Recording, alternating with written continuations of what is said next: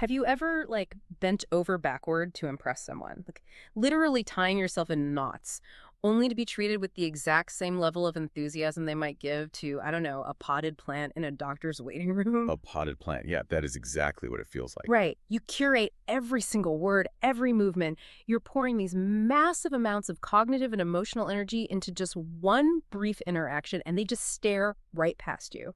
It is an incredibly jarring disconnect Mm. because you bring this vibrant, carefully calibrated energy to the table, and you are met with total blank indifference. Hmm. Not malice, not cruelty, Right. just a profound absence of reaction. You're giving them fireworks and they're just staring at the wallpaper, and it drives you absolutely crazy.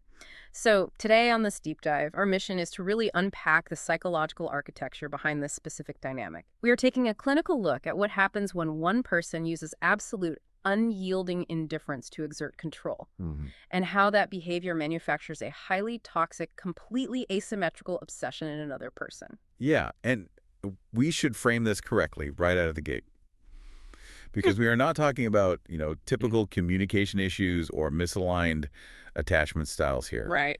We are looking at a deliberate psychological mechanism. It's basically a blueprint for a targeted assassination of your ego. Wow. A targeted assassination. Exactly. It's a progression of behaviors that strips away an individual's self-worth and replaces it with a neurochemical dependency. So our goal today is to clinically deconstruct the four distinct phases of this machinery. Once you, as the listener, understand the actual levers being pulled, you can recognize the behavior for what it really is, a structured dynamic, Yeah. rather than internalizing it as your own personal failure. Which is so important. So let's start by looking at phase one, which relies heavily on what we're calling weaponized invisibility. Yes, the phantom act. Exactly. Imagine the scenario, right? You spend 45 minutes perfectly curating an outfit, you do your hair, you mentally rehearse this incredibly witty, breezy opening line to just casually drop when you cross paths with this person. You're directing a whole scene in your head. Totally. You're the captivating lead, and everything hinges on this one brief encounter. And psychologically, you're setting a stage. The brain is anticipating a specific social reward based on the immense preparation you've just put in. Right. And then the scene actually happens. You deliver the line, you present the outfit, and you are met with polite, ambient disinterest. Ouch. Yeah. They diffuse all of that built up, highly pressurized energy by offering you a vague half-second nod, like the kind of nod you give a stranger at a crosswalk when they let you turn left. Oh, that crosswalk nod is so Very- specific. And the psychological whiplash there is incredibly disorienting. What makes that polite nod so devastating is the context that usually surrounds it. Right. The mind instantly starts running through mental gymnastics to reconcile the contradiction. Mm-hmm. Teacher says, oh, wait, does this person not remember that we talked until 4 in the morning just 3 days ago? That is the most brutal part of the dynamic because, of course, they remember the conversation.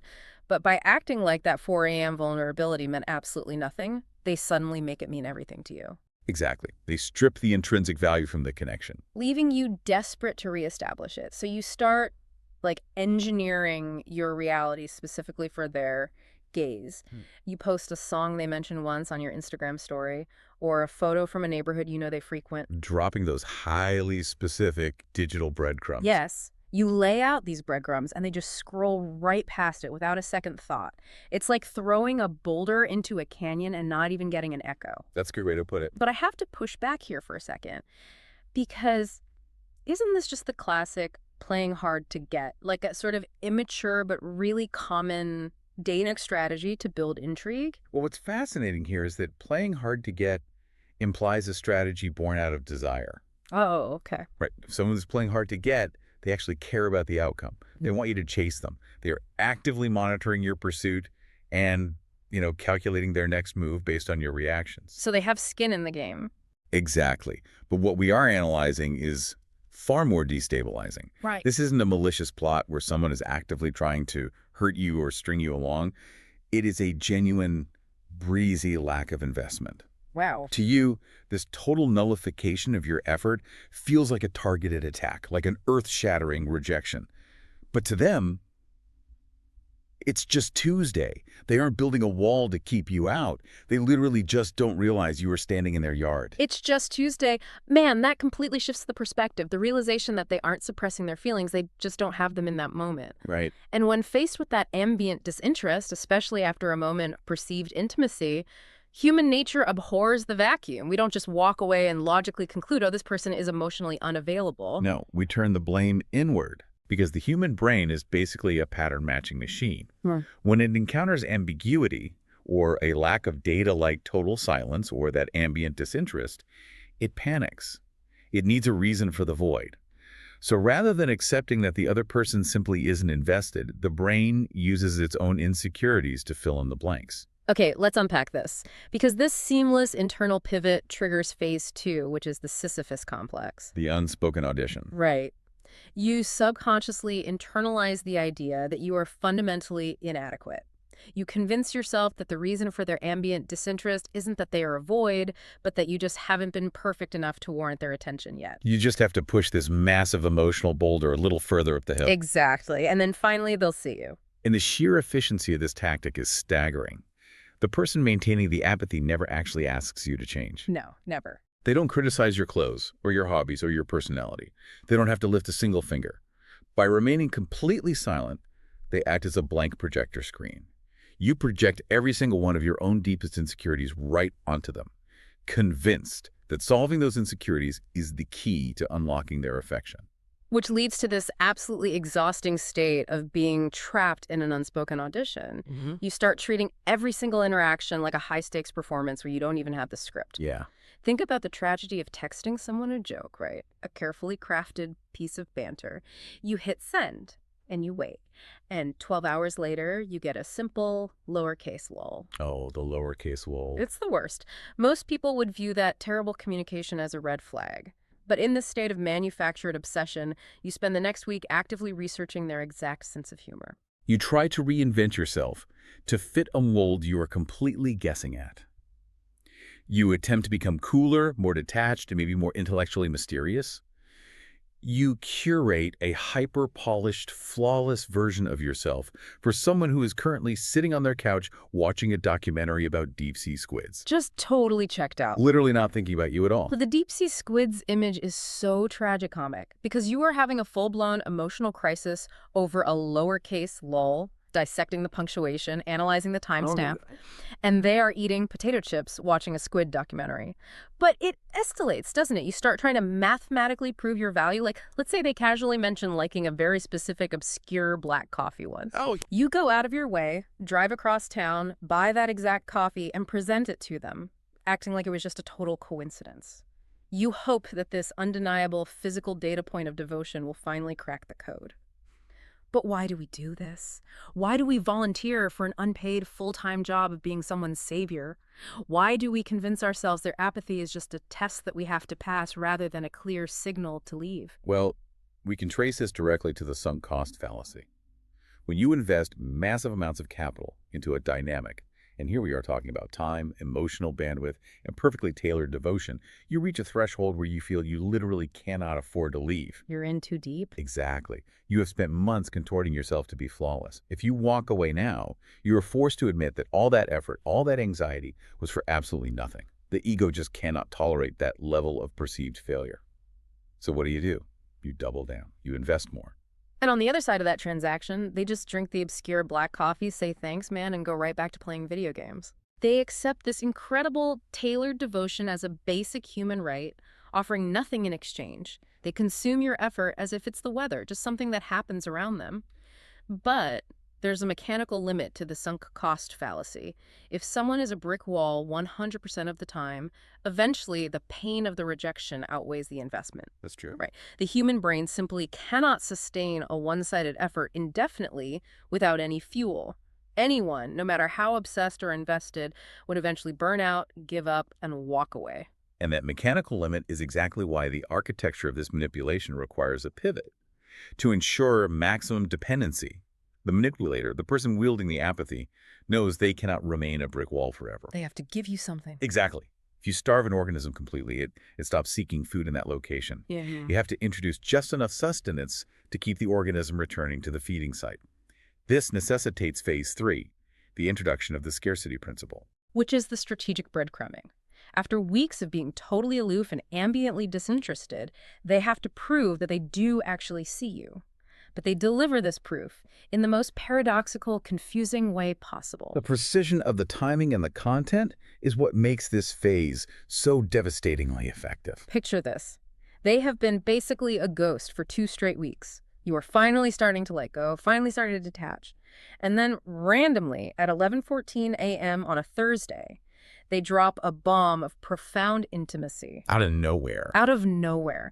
They text you a hyper-specific, deeply observant callback to something you said 3 months ago. Like they casually mention that they remember you hate the texture of velvet, Yep. or they recommend a book that just flawlessly, almost eerily aligns with whatever existential crisis you are currently navigating. It is a highly calculated strike. That single message proves that they haven't just been passively existing near you. They have been actively studying you. It demonstrates that they possess the capacity for incredibly deep connection, but they are actively choosing to withhold it. Yeah. And for the person on the receiving end, in that brief, shining moment, the clouds part. The internal narrative instantly shifts to, they see me. Beneath all the distance, they truly, deeply see me. And the follow-up is brutal. You feel this massive rush of connection. Your hope is entirely validated. So you reply with an eager, vulnerable paragraph, laying your feelings out there, trying to capitalize on this cracked open door. And what do? They vanished. They just heart react to your message and vanish again for 8 days. Here's where it gets really interesting. This is exactly the psychology of a Vegas slot machine. Oh, absolutely. You walk up to the machine and pull the lever every single day. You text, you dress up, you curate your online presence, you try to engage. 99% of the time, you get absolutely nothing. Roaring cherries, no payout. But you keep pulling the lever, exhausting your resources because you are waiting for that unpredictable 1% payout. If we connect this to the bigger picture, we can understand the mechanics on a neurochemical level. Dopamine is not actually the chemical of pleasure. It is the chemical of anticipation and reward prediction. Okay. When you get a reward consistently, say you have a partner who is always kind and communicative, your dopamine levels stabilize. The brain knows what to expect. It's predictable. Right. But when you get that rare, hyper-focused, charismatic attention after weeks of starvation, the unpredictability causes your brain to respond by dumping a massive, disproportionate amount of dopamine into your system. Intermittent reinforcement is the most addictive behavioral schedule known to psychology. It fundamentally alters your brain chemistry. You are no longer engaging in a social relationship. You are managing a biological addiction. Exactly. You stop being in love with the actual person, and you become neurochemically dependent on the chance of them. The mechanism ensures that you will tolerate oceans of neglect just to secure one single drop of validation. The person deploying the apathy has successfully positioned themselves as the most valuable asset in your life simply by engineering their own extreme scarcity. Oceans of neglect for a single drop of validation. That is a terrifying exchange rate. It really is. And once that dopamine dependency is locked in, the heavy lifting is done. They don't have to orchestrate elaborate mind games anymore. The slot machine is plugged in, and you are pulling the lever entirely on your own. Which brings us to the culmination of this dynamic phase 4, the spectator sport. Also known as the view from the balcony. We reach a point of staggering asymmetry between your lived reality and their internal state. You are in agony. You're caught in a grilling cycle of obsession, performing this unspoken audition and fighting through actual dopamine withdrawal. It feels like life or death. You're treating the dynamic with life or death intensity. And they are experiencing nothing more than mild amusement. Mild amusement. They're viewing the entire relationship from the outside, like a view from a balcony. They float through the world with the emotional buoyancy of a helium balloon, completely untethered from the gravity of the situation they've created. Untethered is the perfect word. Just imagine posting a highly targeted, melancholic quote on your Instagram story at 2:20 a.m. You are likely crying in bed, pouring your heart into this digital signal flare, hoping the algorithm delivers your pain to their screen. They watch it, they know exactly who it's about, and they literally just chuckle to themselves. Because to them, it is not a shared emotional landscape. Yeah. It is a fascinating sociological experiment playing out in their notifications. They view your intense, dramatic obsession as objectively entertaining. It provides stimulation without requiring a single ounce of vulnerability or commitment from them. When we think of manipulation, we expect a brooding, Machiavellian villain. We picture someone sitting in a dark room, tenting their fingers, actively plotting someone's emotional Right, demise. like a movie villain. Yeah, but the reality is so much worse.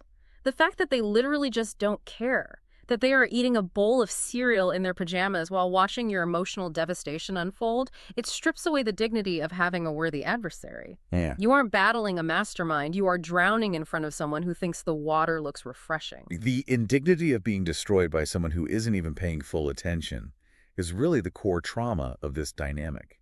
Consider a scenario where the tension reaches a breaking point.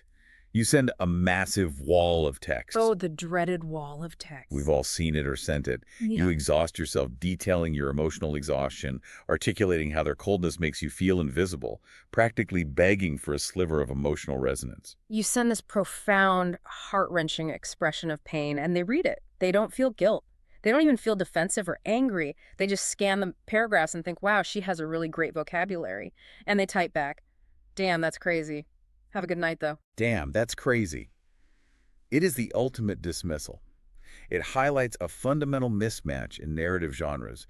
You are treating the dynamic like a sweeping, tragic Russian novel full of fate, suffering, and destined complicated love. And They are treating it like a background sitcom playing on mute. They are just passing the time. And you have voluntarily molded yourself into their most dedicated, reliable form of free entertainment.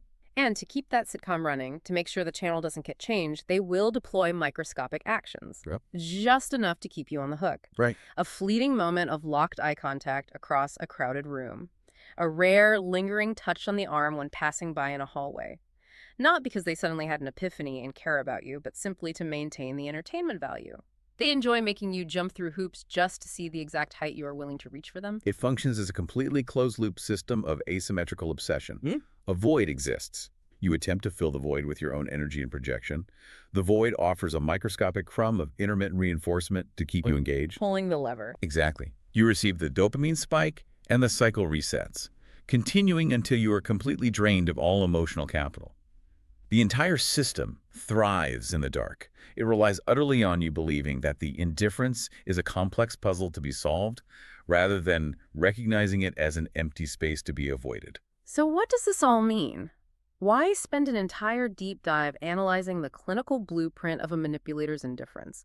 Because understanding these mechanics is your greatest defense. Absolutely. When you find yourself spinning out, trying to decode someone's silence, or obsessing over a crosswalk nod, you can step back and look at the architecture. When you realize that the mysterious, guarded person you are desperately trying to save isn't a complex puzzle at all, but is actually just watching your distress like reality TV on mute, the illusion shatters. The spell is broken.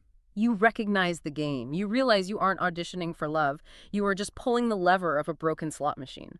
And once you see the machine for what it is, you can finally take your hand off the lever and walk out of the casino. Unmasking that machinery is deeply empowering. Wow. It shifts the locus of control back to you, and it brings up an unmentioned implication that completely reorients the power dynamic. Oh, what's that? Well, if their entire structure relies solely on your internal projection, your sunk cost fallacy, and your willingness to tolerate the void, what happens the exact second you decide to mirror their ambient disinterest? Oh, wow. If you stop pushing the emotional boulder, if you stop feeding the slot machine, does their whole game collapse? Or do they, suddenly starved of their free entertainment, find themselves compelled to start pulling the lever themselves? What happens when the void stares back at a void? That is a fascinating thought. Definitely something to chew on the next time you find yourself tying yourself in knots, trying to prove your absolute worth to someone who would rather treat you like a potted plant.